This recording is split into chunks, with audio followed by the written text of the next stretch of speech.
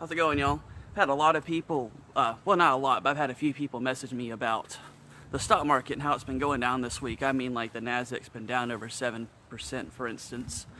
And a lot of people have been asking me, well, a few really, what I thought about the stock market. Is it going to crash or what's going to happen? And really, no one knows what's going to happen with the stock market. You really, a lot of people tell you to buy low and sell high when you're investing. That's actually not the way I invest. I invest in things that pay me income. So because of that, because I'm investing for income, like in stocks and bonds that pay me the income every month or every quarter or every year, I don't really care if the market's up or down because I make money either way. That's really the way I think everybody should invest, and I really think that's the biblical way to invest. You don't want to try and accumulate wealth quickly because the Bible says that if you do, then you could lose it quickly too.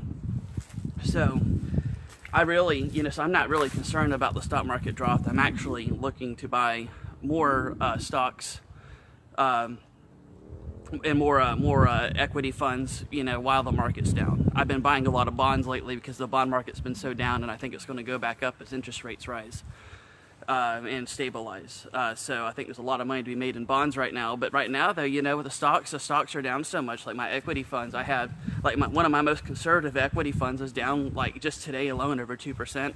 I've never seen it down that much since I bought it.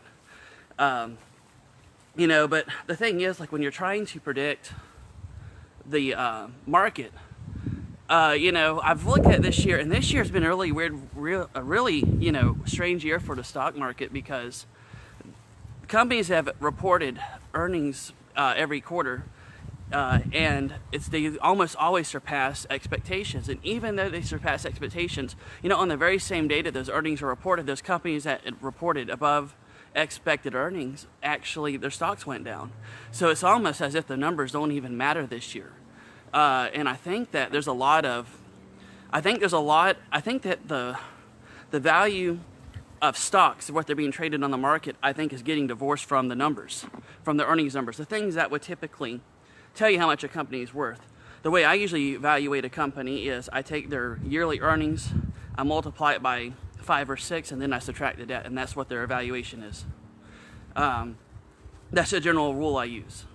And that's really generally, if you watch Shark Tank and shows like that, a lot of times that seems to be what they're doing. I learned that from reverse engineering how people like Kevin O'Leary and on Shark Tank, determine how much they were going to invest into venture capital, like, these people that come in and try and get their business invested in. So I really, my advice to you guys is really don't worry about the market. Don't worry about what it's doing. If it's down, it means it's probably a good time to buy because the market's going to go back up eventually. I really would suggest things like dividend equity funds, good bond funds, things like that. I actually have a website at apologeticsmadesimple.com. I actually have my investment portfolio on that website. So you could go to apologeticsmadesimple.com and look at my investment portfolio if you want some ideas about what you could invest in for funds. I don't give investment advice because I am not an investment advisor. So this is really just my opinion. But, don't worry about the market. Just buy things while you're getting a good deal on it.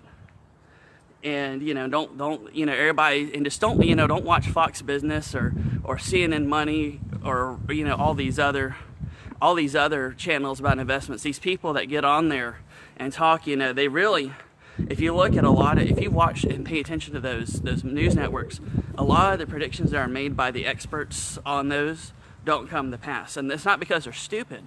It's just because we don't have a crystal ball. We're not omniscient. We can't know what the future holds. That's why I don't buy low and sell high. If the Bank of America can't even tell when the market's going to crash, then why would I go and try and do the same thing? They have more information than I do. How could I make a more informed decision than a bank that watches these things all day with a bunch of people that actually have degrees in economics and things? I mean, it's just silly for me to think that I could go and exactly predict when a company's going to go up, when it's going to go down, or when the market's going to go up or down as a whole. So that's why I just invest in income-paying assets. And if you do that, then what happens is the market goes down. Even if you're not putting money in the market, when those dividends pay out, and you reinvest it, it buys the same investments at a lower price. And then whenever the dividend gets increased for that investment you're buying, you actually get a higher dividend for paying less because you bought the stock lower. So you get a higher yield because of it from that initial investment that you had.